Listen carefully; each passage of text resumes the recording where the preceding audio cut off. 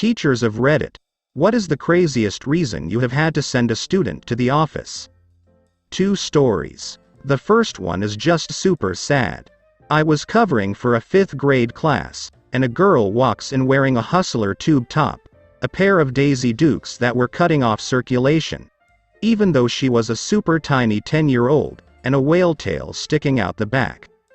She very clearly had not dressed herself, and she was visibly uncomfortable, both literally and figuratively. Poor thing was grateful to be taken to the office, though I'm sure the call home was unpleasant. The second one is just weird. Each morning I let my kids talk about whatever they want for 5 minutes. Kinda like show and tell for teenagers. One morning a kid opens the comment portion by just saying, "Kobe." That's it. No elaboration, nothing. A kid in the back says, "Man, Kobe sucks." The first kid was super offended. What? Yo mama sucks. Before I could even register the craziness that was happening, the second kid is out of his chair, over the tables, and wailing away on the first kid's face. I had to write up a report of what happened, and the office staff kept saying I needed to finish the report. This can't be everything that happened. Oh, but it was. Utterly bizarre. Edit. I was only subbing the first class as a favor, so I don't know what happened to the girl in the first story or whether child services was called, but as she didn't return to class later that day, I would guess the front office did exactly that. Got into a fistfight with their mother outside the classroom door. I taught in a rough school filled with students punching teachers, stealing air condition units, and burning the bus. In this case, the mom came to the room because her daughter had taken something. The two got into an argument outside, then punches started getting thrown.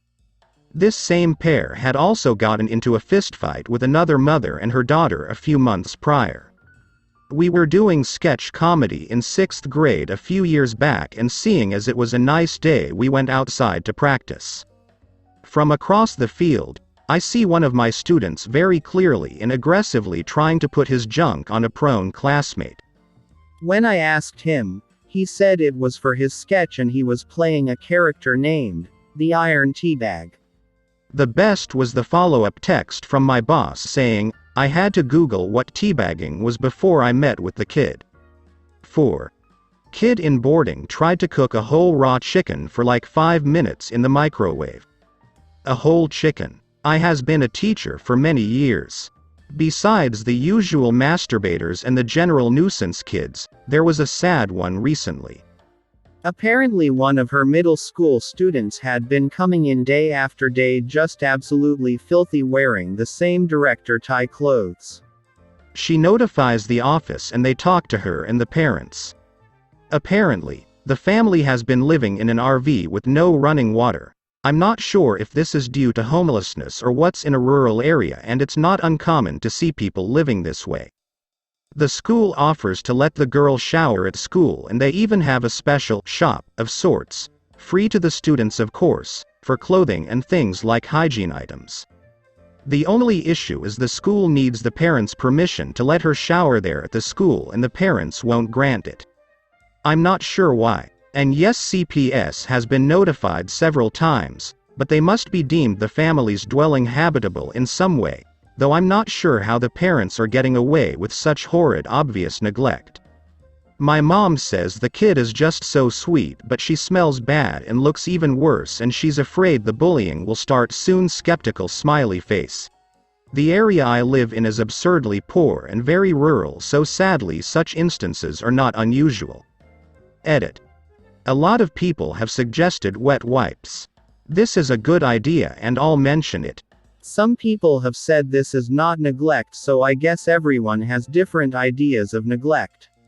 Overall, I think it's a pride issue and perhaps some other things going on. A new male student, year 4, gets mistaken by his classmates for being female. He had long shiny hair. I'm guessing this wasn't the first time this has happened, as he immediately jumped to the top of his desk, pulled out his cock and balls, and waved them out to everyone yelling, "What the fork is this? I'm a boy, I'm a boy." 7. Student was wearing sweatpants that had a hole in them and his penis would flap out and was visibly noticeable to myself and other students. I've had students attack me and say horrible things, but this was the most memorable. The kid ended up needing clothes, a shower, and a place to do laundry, which the school provided. I remember I tried to get a male staff to talk to him, but at 17 he did not want to hear it, so we had to resort to the office. 8. One kid kept stabbing another kid in the neck with a needle. The kid getting stabbed didn't feel it, but I saw it. The stabber was sent to the office, and the other kid was none the wiser. A kid dropped a folder full of Xeroxed copies of his hairy ass. Turns out he had been taping them to people's lockers all over school. Not a teacher, but my dad was a bus driver, and one day, this kid gets on the bus, sprinted, and nearly knocks himself out on the chair. When my dad goes over to see what's happened, he realizes the kid had no pants on. The mother, who drove off in her car extremely quickly, had literally sent this poor kid to school with no pants on. My dad got a student he knew really well to sit next to this kid and comfort him, and also make sure everyone else wasn't idiots. My dad, when he finally got to the school, walked this kid into the office and asked for a spare pair of pants. Poor kid. That mother was an idiot. A friend of mine told me about when him and his brother went to school. His brother would see the counselor, probably because he suffers from bipolar disorder. My friend walked past the door to the counselor's office, and sees the counselor and principal on top of his brother, holding him down. He said when he noticed, he saw red, punched the principal, and pulled the counselor off. They had to call in someone else to restrain him. They called his parents, and his dad had to leave work to go talk to them. He was initially mad at my friend and his brother until he found out the reason that the brother was being held down stemmed from bouncing his leg while sitting down. The counselor asked him to stop bouncing his leg, he wouldn't, and it somehow escalated into him being held down on the ground.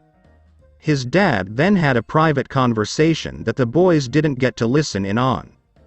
They ended up leaving early and his dad told them don't worry, they weren't going to be in trouble. My friend said after that, they never saw the counselor or principal again. My childhood bus driver was terrible about that crap too. The one time he gave us assigned seats, he deliberately trapped me between the window and the boy who was always trying to paw me, despite all my loud objections. So obviously the boy pawed me, I slapped him and got kicked off the bus for a week. There was also a morning when the pair of in-love high school students got rather carried away with their usual making out in the back of the bus, very nearly consummated their love with a bunch of middle school kids giving them awkward glances. Their classmates had to yell at them and whop them with notebooks. Guys, knock it off.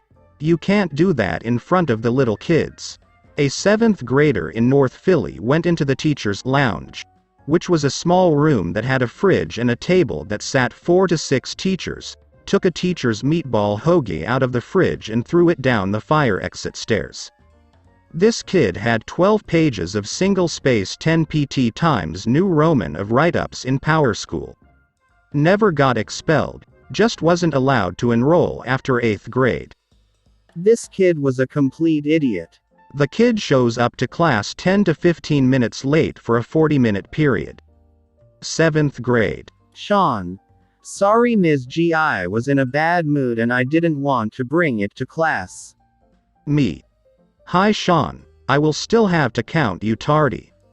You're extremely late and I need to know where you are for safety reasons. In future there's a counselor request form on my Google Classroom page you can fill out. Sean. Okay thanks, things went normally for about 10 minutes until another student shot a rubber band. It didn't hit anyone but Sean decided to take justice into his own hands. In the middle of me giving instruction, he gets up, walks slowly across the room, I assumed for a tissue, and smacks the other student across the face.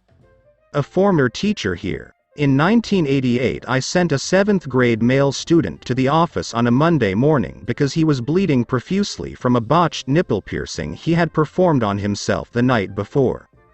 He pulled up his shirt and it looked like 2/3 of his nipple was missing. The blood had soaked the front of his shirt. I'm not a teacher, but in the 5th grade, this dude went over to the windows during quiet time and started jerking off. Mum's a teacher. A girl in her class was sitting weirdly/squirming and looked ill. Mum pulled her into the corridor to ask if she was okay because she looked like she was going to throw up. The girl started bawling and told Mum that her older brother made her wear some to school. It was a butt plug.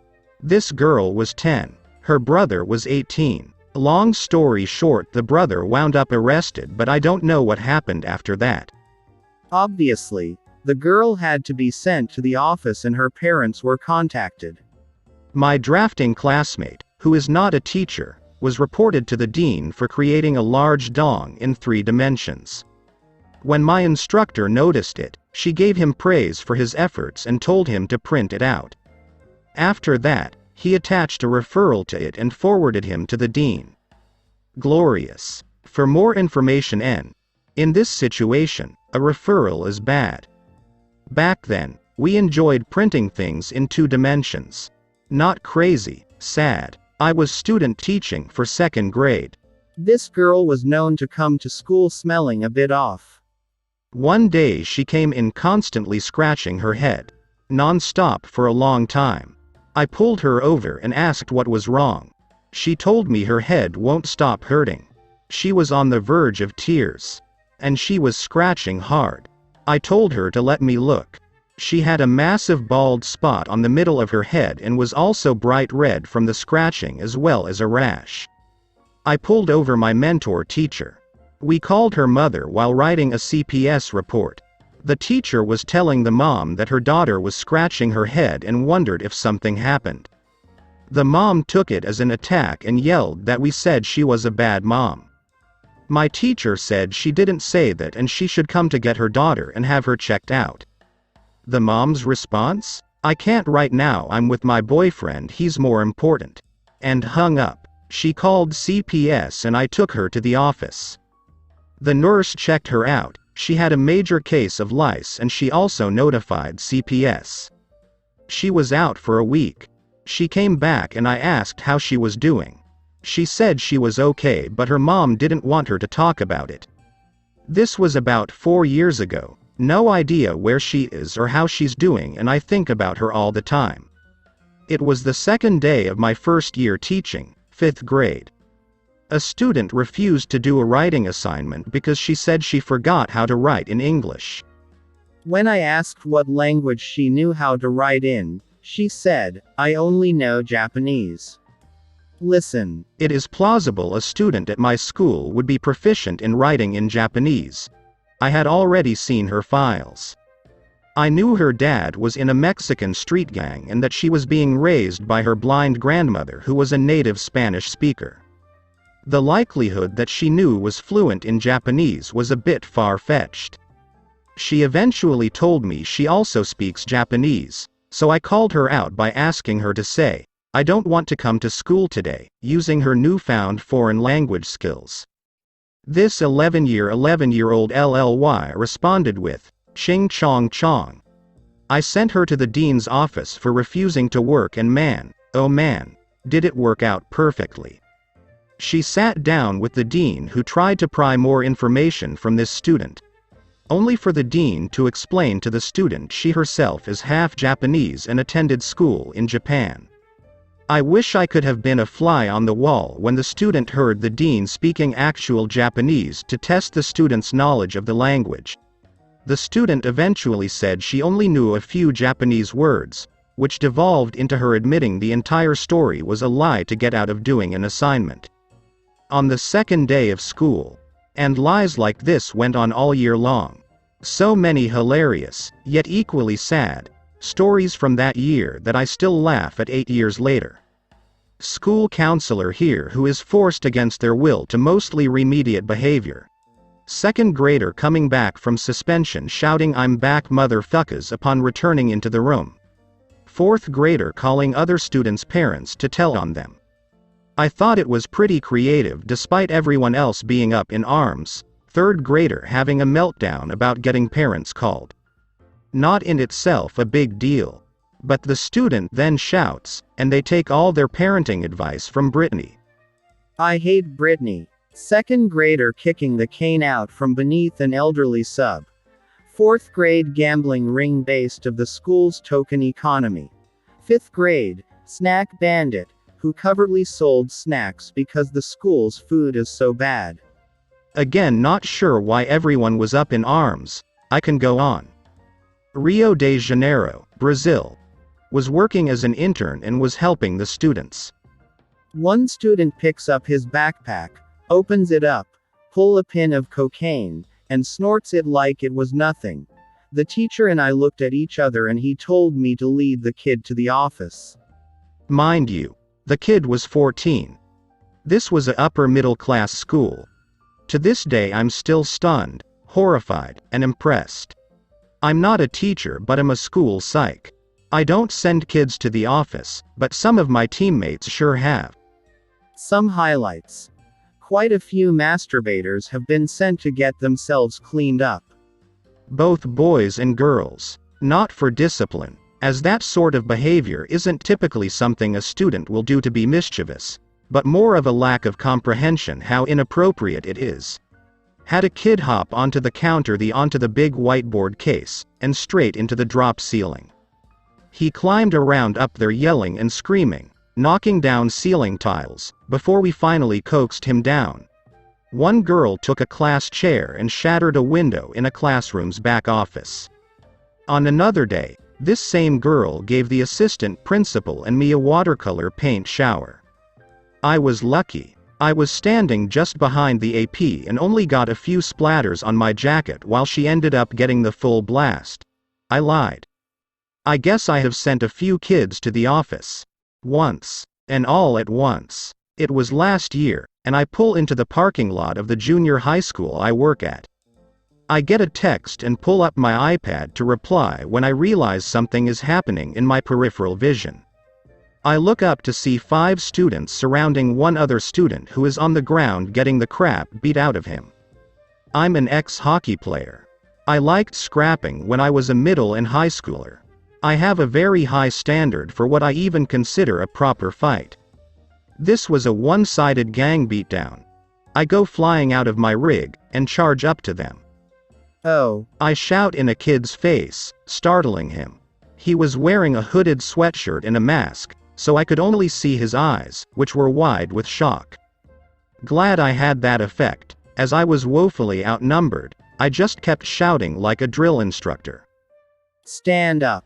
Get in line. Move. Having asserted moral authority, I quite literally marched this line of kids to the office. The victim of that assault was bruised but otherwise okay. I'm kinda glad it was me who came across it and not the majority of my peers. I'm a relatively tall guy in good shape. I can be intimidating if I need to be, and in that situation, I needed to be. Tossing a chair at a fellow student's head because they didn't want to let them cheat. Then the follow-up with the lovely mother who could not grasp that her kid was being suspended and that she would have to pay medical bills. The other student had a deep gash on his shoulder and I was bruised on my left side from trying to intervene. South Side Chicago. There was some kid munching down on a T-bone steak in class. The succulent, delicious meat was distracting the other students, so they sent him to the office to finish it off. Unclear if he was going for the name, T-bone. No idea how this errant T-bone was obtained, but it looked and smelled like it was freshly made.